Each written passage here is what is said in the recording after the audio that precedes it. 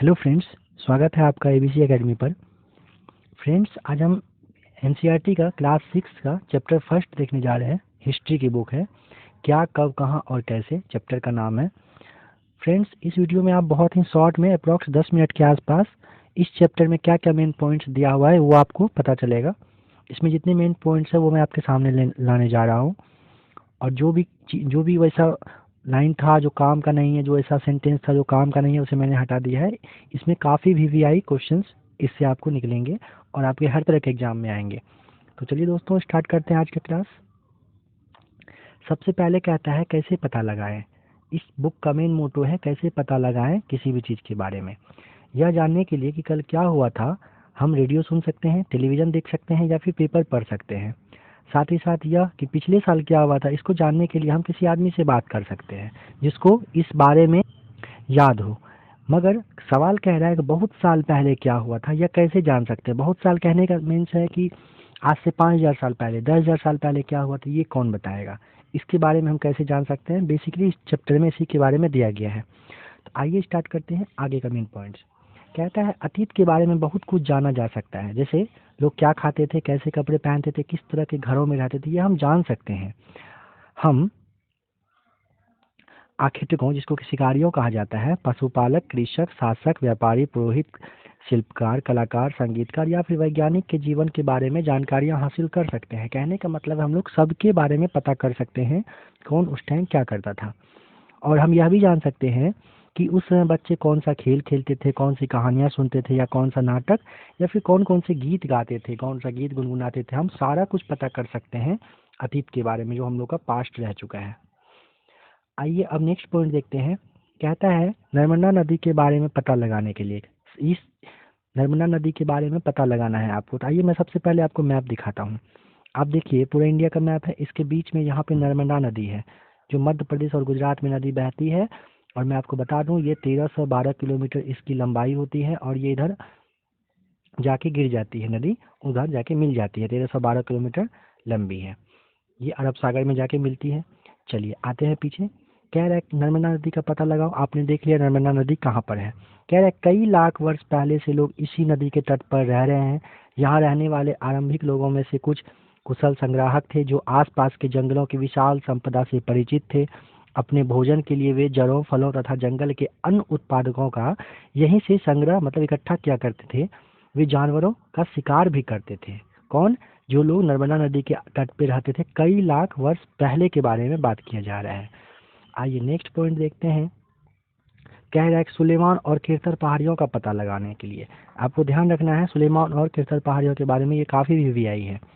देखिए, कह रहा है कि इस क्षेत्र में कुछ ऐसे स्थान हैं जहां लगभग आज से लगभग 8,000 वर्ष पहले, कब 8,000 वर्ष पहले स्त्री पुरुष ने मिलकर सबसे पहले गेहूं तथा जौ उपजाना आरंभ किया था। उन्होंने भेड़, बकरी और गाय जैसे पालतू पशुओं को अपने पास रखना स्टार्ट किया था। ये लोग कहाँ रहते थे? गांवों में रहते थे। इस ये जितना भी लाइन आपने देखा ये काफ़ी वीवीआई है। कब की बात हो रही है? 8,000 वर्ष पहले की। स्त्री पुरुष मिलकर सबसे पहले क्या किया? गेहूं तथा जौ जैसी फसलों को उपजाना स्टार्ट किया था। उन्होंने भेड़, बकरी और गाय, बैल जैसे पालतू पशुओं को पालतू बनाना शुरू किया था। कब? 8,000 साल पहले। कहाँ? सुलेमान और किरथर पहाड़ियों के आसपास के क्षेत्र के बारे में बात किया जा रहा है। यहाँ पे एक बात ध्यान रखना है आपको, गेहूं और जौ जैसी फसल का बात किया जा रहा है। क्या इसमें धान यानी चावल के बारे में कहा गया है? नहीं, बिल्कुल नहीं। यानी धान और चावल यहाँ पर नहीं हुआ था, यहाँ गेहूं और जौ। इस बात को बहुत ही ज़्यादा ध्यान रखना है आपको। आगे कहता है उत्तर पूर्व में गारो तथा मध्य भारत में विंध्य पहाड़ियाँ का पता लगाओ। ठीक है, देखिए गारो यहाँ पे है और विंध्य पहाड़ियाँ यहाँ पे है। ठीक है, आपने देख लिया भारत के मैप में, नॉर्थ ईस्ट में इधर गारो पहाड़ियाँ हैं और इधर विंध्य पहाड़ियाँ हैं। आइए पीछे देखते हैं। कह रहे हैं क्या? गारो तथा मध्य भारत में विंध्य पहाड़ियाँ का पता लगाओ। आपने देख लिया। कह रहा है ये कुछ ऐसे अन्य क्षेत्र थे जहाँ पर कृषि का विकास हुआ। जहाँ पर सबसे पहले चावल उपजाया गया था वे स्थान विंध्य के उत्तर में स्थित है। आपको ध्यान रखना है इस बात को। विंध्य के उत्तर में चावल यानी धान की बात किया जा रहा है और गेहूं तथा जौ का बात किया जा रहा है सुलेमान और किरथर पहाड़ियों के आसपास के क्षेत्र में। ठीक है फ्रेंड्स, आगे देखिए। सिंधु तथा इसकी सहायक नदी के बारे में कह रहा है। सिंधु और इसकी सहायक नदी, उसके बारे में कह रहा है। सहायक नदियाँ किसे कहते हैं? वही जो बड़ी नदी में जाके मिल जाती है। लगभग 4700 साल पहले इन नदी के किनारे कुछ आरंभिक नगर फले फूले। ध्यान रखना है, कुछ आरंभिक नगर की बात किया जाए तो 4700 साल पहले सिंधु के आसपास के क्षेत्र में, और गंगा और उसके आसपास का जो सहायक क्षेत्र था वहाँ समुद्र वाले तटवर्तीय वाले राज्य में लगभग 2500 साल पहले वहाँ पे नगर का विकास होना स्टार्ट हुआ था। अब गंगा और इसकी सहायक नदियां सोन का पता लगाने कह रहा है गंगा के दक्षिण में इन नदियों के आसपास का क्षेत्र प्राचीन काल में मगध यानी वर्तमान में जो बिहार है उसके नाम से जाना जाता है। इसके शासक बहुत शक्तिशाली थे और उन्होंने एक विशाल राज्य की स्थापना किया था। देश के अन्य हिस्सों में भी ऐसे राज्यों की स्थापना हुई थी। ये कोई इंपॉर्टेंट नहीं है, बस ये ध्यान रखना है मगध के बारे में 2500 साल पहले कहाँ पर, गंगा के आसपास, और 4700 साल पहले कहाँ, सिंधु के आसपास का जो क्षेत्र था वो डेवलप करना स्टार्ट हुआ था। अब क्या है, देश का नाम कहाँ से आता है? अपने देश के लिए हम इंडिया तथा भारत जैसे शब्दों का प्रयोग करते हैं। इंडिया शब्द इंडस से निकला है जिसका संस्कृत में सिंधु जिसे कहा जाता है। अपने एटलस में ईरान और यूनान का पता लगाओ। कह रहा है कि लगभग 2500 साल पहले यानी कि गंगा के आसपास का क्षेत्र का जब डेवलपमेंट स्टार्ट हुआ था उसी टाइम के आसपास का बात है ये। उस वक्त क्या हुआ, उत्तर पश्चिम की ओर से आने वाले ईरानियों और यूनानियों ने सिंधु को हिंदोस, सिंधु को क्या कहा, हिंदोस, या फिर इंदोस भी कह सकते हैं। इस नदी के पूर्व में स्थित भूमि प्रदेश को इंडिया कहा। ठीक है। भरत नाम का प्रयोग के बारे में बात किया जा रहा है। भरत नाम का प्रयोग उत्तर पश्चिम में रहने वाले लोगों के एक विशेष समूह के लिए किया जाता था। इस समूह का उल्लेख संस्कृत की आरंभिक कृति जिसे ऋग्वेद कहते हैं, ऋग्वेद में भी मिलता है। कब? लगभग 3500 साल पहले। यानी कह रहे हैं कि ऋग्वेद जो है वो 3500 साल पहले की लिखी हुई पुस्तक है। आगे मेन पॉइंट देख लीजिए, अतीत के बारे में कैसे जान सकते हैं। जो हम लोग का इस चैप्टर का मेन मोटो है वो अब आया है आपके सामने। अतीत के बारे में कैसे जान सकते हैं? तो अतीत की जानकारी हम कई तरह से प्राप्त कर सकते हैं। इनमें से एक तरीका अतीत में लिखी गई पुस्तकों को ढूंढना और पढ़ना है। ये पुस्तकें हाथ से लिखी होने के कारण इसे पांडुलिपि भी कहा जाता है। पांडुलिपि ही कहा जाता है, ये समझ लीजिए। और है अंग्रेजी में पांडुलिपि के लिए प्रयुक्त होने वाला शब्द जो है वो मैन्यूस्क्रिप्ट है, जिसका लैटिन शब्द मैनू है, जिसका अर्थ हाथ से लिखना या निकलना होता है। अब सवाल है कि ये पांडुलिपि क्या है, कहाँ से आता है, इसके बारे में जानते हैं।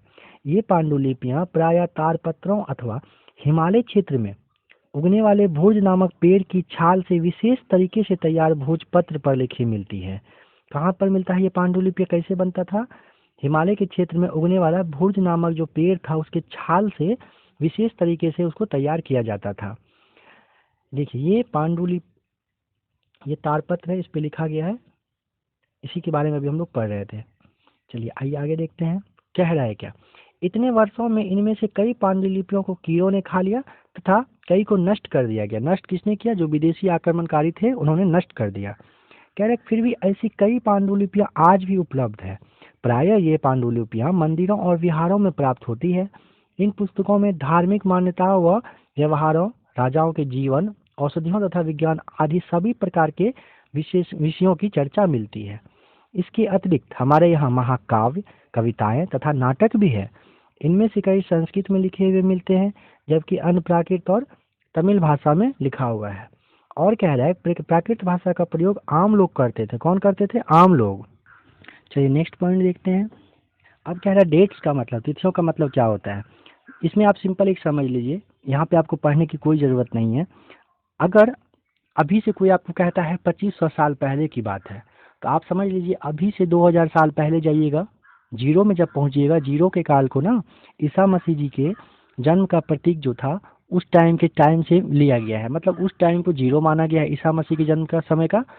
वहाँ से आप 500 साल पहले जाइएगा तो 2500 साल आप पहुँच जाइएगा। यानी अभी का 2000 और उस समय का 500 साल पहले।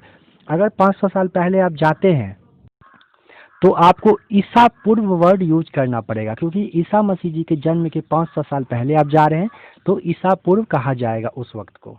ठीक है, इसी के बारे में यहाँ पे मेन दिया हुआ है आपको। 2000 को अपना आरंभिक बिंदु मानते हुए वर्तमान से पूर्व की तिथियों का उल्लेख करते हैं। आइए इसमें से जो अभी बुक में पढ़े इसमें से कुछ मेन पॉइंट आपको बता दूं। कृषि का आरंभ हुआ था 8000 साल पहले।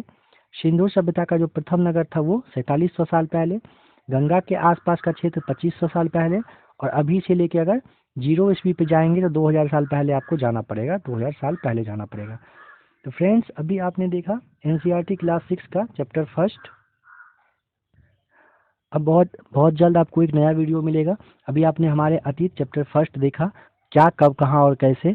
ये आपको एक ब्रीफ हिस्ट्री, एक ब्रीफ नॉलेज आपको मिला। अगर आपको इसमें कोई डाउट हो, कोई प्रॉब्लम लगे, आपको कोई कमेंट करना हो, प्लीज़ आप कमेंट करके बताइएगा आपके मन में कैसा लगा ये वीडियो देखकर। प्लीज़ रिप्लाई करिएगा। अच्छा लगा वीडियो तो लाइक करिएगा, कमेंट करिएगा, सब्सक्राइब करिएगा। आगे बहुत जल्द फिर एक नया वीडियो आएगा।